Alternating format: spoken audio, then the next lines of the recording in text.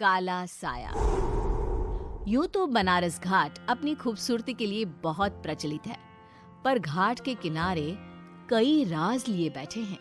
ये कहानी शुरू होती है बनारस के घाट के पास बने ममता निवास से, जहां प्रिया लाल जोड़े में ममता के घर उसकी बहू बनकर आती है।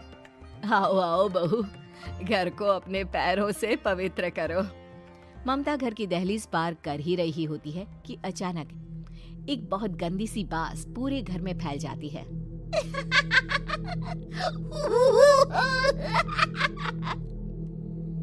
ये बदबू और ये आवाजें, ये कौन हंस रहा है माँ? अब ये पड़ोसी ना हमारे थोड़े अलग से है। कहाँ हम शाकाहारी और ये मांस मच्छी खाने वाले। छोड़, तू ध्यान मत दे और गृह प्रवेश कर। और हाँ बहू, अपनी सास की एक बात हमेशा याद रखना, इन पड़ोसियों से तो कभी बात नहीं करेगी। अच्छे लोग नहीं है ये। अपनी सास की ये बात मानेगी ना बेटा? हाँ माँ, जो आपकी मर्जी, मैं उनसे बात नहीं करूंगी। अगले दिन प्रिया अपनी पहली रसोई बनाने रसोई घर में जाती है। ये छोकी बात तो नाक में जा रही है। एक काम करती हूँ, खिड़की खोल देती हूँ। प्रिया खिड़की खोलने जाती है।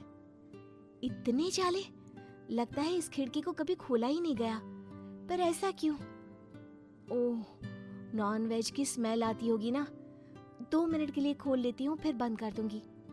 प्रिया खिड़की खोलती है। खिड़की खोलते ही उसकी नजर सामने वाले घर की खिड़की पर पड़ती है, जहाँ एक लड़की खड़ी होती है। हाथों में मेहंदी, लाल रंग की साड़ी, बिल्कुल सजी धजी, मानो प्रिया की तरह ही वो भी नई नवेली बहू हो। वो प्रिया को देखकर मुस्कुराती है। हे भगवान, माँ ने तो इनसे बात करने को मना किया था। प्रिया फौरन ही खिड़की बंद कर देती है और तवे पर चढ़े रोटी की ओर देखने लगती है, पर वहाँ रोटी न होकर मछली पड़ी होती है। ये क्या? पहली ही रसोई में इतनी बड़ी गलती। हे भगवान, अब मैं क्या करूं? प्रिया बहुत डर जाती है और फौरन रसोई की सफाई करने और फिर सभी के लिए खाना बनाने लग जाती है। जब वो सबको खाना परोसती है, सब तो ठीक है, मैं बेकार में चिंता कर रही थी। हे भगवान, ऐसे ही बस अपनी कृपा बनाए रखना। रात के वक्त जब सब सो रहे होते हैं, तब प्रिया को पायल की आवाज सुनाई देती है, जिससे उसकी आंख खुल जाती है।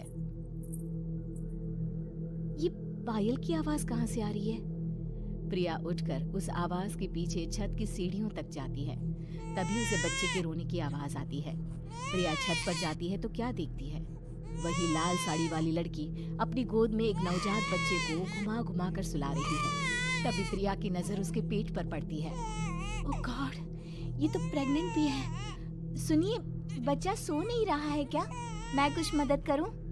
नहीं नहीं, आपके घर वालों को अच्छा नहीं लगेगा, मैं संभाल लूंगी।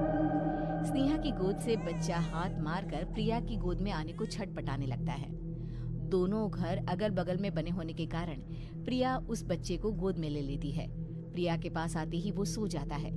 बच्चे का वो स्पर्श रात भर प्रिया भूल नहीं पाती और अगली सुबह वो छत पर कपड़े सुखा रही होती है। तभी उसे एक औरत इशारा करके बुलाती है। स्नेहा कह रही थी बाबू तुम्हारी गोद में आते ही सो गया। मैं गौरी, स्नेहा की माँ हूँ। बहू, घर आना, बाबू को खिला भी लेना। शाम को जब घर पर कोई नहीं रहता, बच्चे से मिलने के लिए प्रिया छिपकर अपनी पड़ोसन के घर चली जाती है और कुछ देर बच्चे को खिलाकर वापस लौट आती है। इसके कुछ दिन बाद ही प्रिया को पता चलता है कि वो माँ बनने वाली है। ममता की खुशी का ठिकाना नहीं रहता।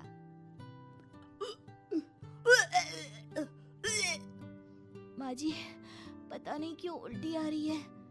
प्रिया भागती हुई वॉशरूम में जाती है तो हरे और लाल रंग की उल्टी करती है। उस उल्टी में से कीड़े निकलते हैं। ये क्या? खून और ये कीड़े! माँ! माँ! प्रिया की आवाज सुनकर ममता दौड़ कर आती है, पर बेसिन में कुछ नहीं होता। प्रिया हक्की बक्की रह जाती है। ये सब क्या हो रहा है?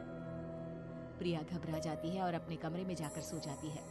डर के कारण वो इतनी थक जाती है कि उसकी आंख लग जाती है। तब उसे ऐसा लगता है उसके पेट पर मानो कोई बैठा हुआ हो। कौन हो? प्रिया के पेट पर एक 5 महीने की बच्ची बैठी हुई थी, जो बुरी तरह जली हुई थी।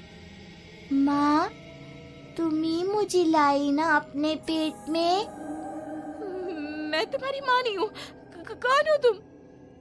माँ, देखो मैं जल गई बुरी तरह से। 6 महीने पेट में रहने को भी मुझे नहीं मिला। सहला दो ना माँ। बचाओ, बचाओ, माँ! ममता दौड़कर कमरे में आती है। प्रिया की बातें सुनकर वो सब समझ जाती है। तू कहीं बगल वाले घर में तो नहीं जाकर आई ना बहू? मुझे माफ कर दो, मैं गई थी माँ। उस घर में सब मरे हुए हैं बहू। कई साल पहले स्नेहा उस घर में बहू बनकर आई थी। कुछ ही दिन में वो एक बच्चे को जन्म देने वाली थी। पूरा घर बच्चे के आने की खुशी में खोया था कि एक दिन अचानक उस घर में आग लग गई। सब बुरी तरह जलकर मर गए। गौरी आज भी दादी बनने का इंतजार कर रही है और इसीलिए स्नेहा ने अपना अजन्मा बच्चा तुम्हारी कोख में डाल दिया। ममता ये कह रही होती है कि पीछे से उसके पैरों को एक बच्चा पकड़ लेता है। दादी, दादी। माँ, स्नेहा की गोद में यही बच्चा था। ये बच्चा कौन है फिर? तेरी मौत है। तेरी भी दादी। जिस चीज का ममता को डर था वही हो गया। ममता निवास के ऊपर मौत ने चादर बिछा दी थी। प्रिया का पेट ऐसे बढ़ जाता है मानो 9 महीने का हो। 2 हाथ उसके पेट से बाहर निकलते हैं। बहू, संतोष को फोन कर, किसी पंडित जी को बुला बहू। प्रिया का पति भागता हुआ घर आता है। ये तो होना ही था माँ। तेरा पाप तेरे सामने आ गया तो तू सह नहीं पा रही है। स्नेहा घर में आग लगी नहीं थी, माँ ने लगाई थी, प्रॉपर्टी की लालच में। और वो बच्चा मेरी पहली पत्नी का बच्चा है, मेरा बेटा, जो कि उस आग की चपेट का शिकार हो गया था। मैंने तुमसे ये सब माँ के कहने पर छुपाया था। मुझे माफ कर दो प्रिया। तुम अगर चाहो तो यहाँ से जा सकती हो। मैं तुम्हें किसी भी बंधन में रखना नहीं चाहता। मेरी शादी हुई है आपसे, मैं आपको छोड़ नहीं सकती, पर उससे पहले हमें स्नेहा, उसकी माँ और बच्चे की आत्मा की शांति करवानी होगी। संतोष और ममता गौरी के घर जाते हैं। अंदर सब कुछ जला हुआ होता है। जमीन पर जली हुई लाशें बिखरी हुई थी। ममता रो रो कर अपनी करने की माफी गौरी से मांगती है।